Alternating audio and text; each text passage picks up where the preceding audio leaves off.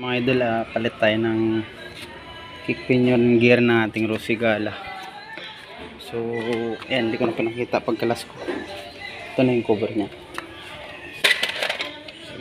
So papasok na yan dito, ito tsaka ito. So bago na rin yung flyball dito, pinalitan natin nakaraan. Sa clutch lining nya nilinis lang natin kasi nagdadrag, so okay na yan. So gawin natin ngayon is palit tayo ng kick pinion gear. So ito yung original nya, genuine nya. So ayan. So 600 din yung bili natin ng bago natin. Genuine to. So may bungi siya. Tsaka may na yung spring. Hatak. Kaya nag-stuck to eh. Dito. Kumapaw siya konti. Pero okay pa naman yung groove niya sa loob. Kaya pa sumabit. So ito na yung bago natin.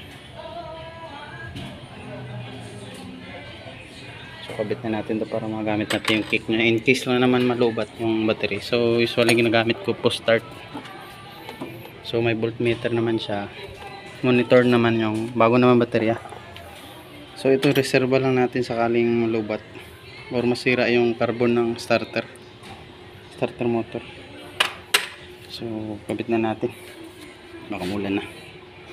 So pag ganyan lang sa mga boss, ilawan natin. So may gas-gas lang siya dito kasi hindi na gumana yung spring nito maayos nakaraan. So parang hindi na siya bumalik, kaya umapaw siya unti dito. So pwede pa naman siya, basta maayos lang yung spring. So i-guide lang natin yung arrow dito sa left side, dito sa nakapuli sa left side, and then itong lock dito yun sa groove yan, so nakabasyada nya. Tsaka ito may uka dito din. Sana ba yun? Ito may grasa yan o. So kabit muna natin. So nakabit na natin. Ayan, nakasalpak na sa mga idol. So ganyan lang. Yung sunod natin is itong isa. So may arrow din siya. So ganito lang din siya. So kabit ko muna mga idol. Dito yung tatama yung spring. Pakita ko sa inyo mamaya. So dito lang yan. May bushing siya. Dito siya papasok. So dito nakakonek yung kick natin sa labas.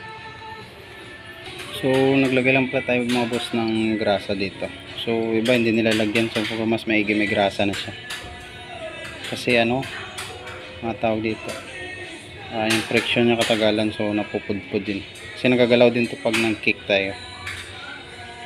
So naglagay na lang tayong grasa. Pero ito yung nakabutas, wag natin lagyan para tumapit sa labas. So ito nilagyan na rin natin. Makita nyo. Para pag nag-contact ito, hindi naman siya masyadong mapupudpud. So hindi naman yan tatalsik kasi steady lang naman ito eh. Hindi naman siya tatama dito sa belt. So ito lang iwasan malagyan ng grasa or langis. Kasi ito yung nagko-contact sa driven pulley natin. So kabit na natin ito. So kabit ko muna mga idol, hirap mga. So pakagatan na natin ng Firestone spring. So ganyan na yung symbol niya mga idol. So may washer tayo dito. So ikutin na natin ito. Lilipat dito sa kabila.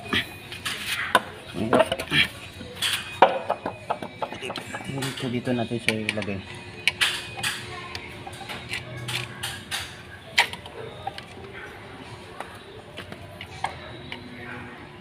So kabit ko muna ng hirap. So nakabit na natin mga idol yung spring. So ganyan dapat yung setup. Sana nakakontak siya dito sa unang gear nya. Sa pangalawa doon yan sa flywheel. And then may gear pa doon sa loob. So itong lock na lagay natin para dito kumalas. So pag ganito sa mga ito, So ito malapad sa loob. So hindi naman yung papasok pag mali. So lalagyan na natin itong lock niya. Yung bolt natin.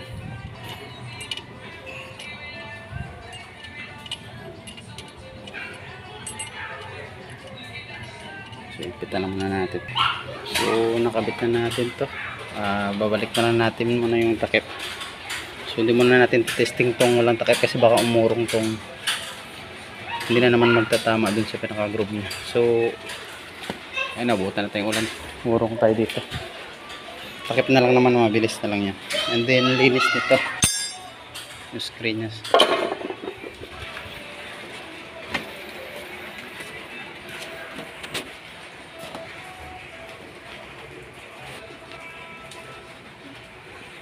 So yan mga idol, nakakabit na rin natin to, tsaka itong kick nya, yung pedal nya. So ito yung sira, so may bungi na. So hindi ko lang alam kung makakabili kang ganito lang. So papadyakan na natin. So kung nakalock na lahat, so ito lang na isa nasira natin, naputol. So sobrang pwersa. So subukan na natin gamitin yung ano. So ayan, malakas yung baterya niya. So ito yung post start nya. So 13. So try natin. Makapit na.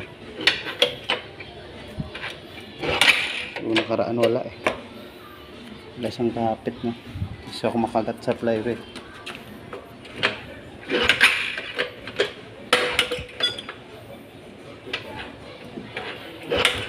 So yun.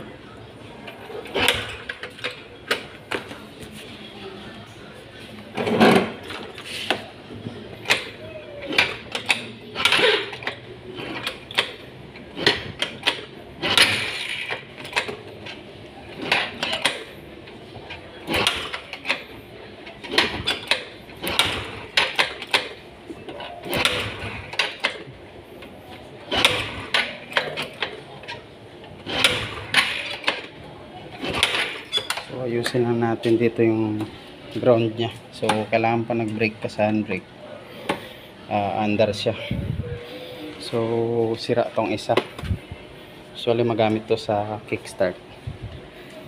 Kailangan mo sa ground dito, i-brake mo bago ma-start. So pag ito yung ginamit natin sa rear brake nya, so hindi natin ito mapapadyakan. So makita nyo, naka-brake yan, hindi mo yan mapadyakan to. Kaya ayusin natin to, yung pinaka-switch nya. So para umandar, so madali lang.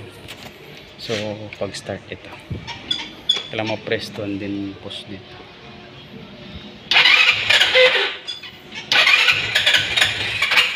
So yan lang. So ito yung ayusin natin yung pinaka-switch nya para magamit natin. At least okay na ito, gumana na yung kick natin.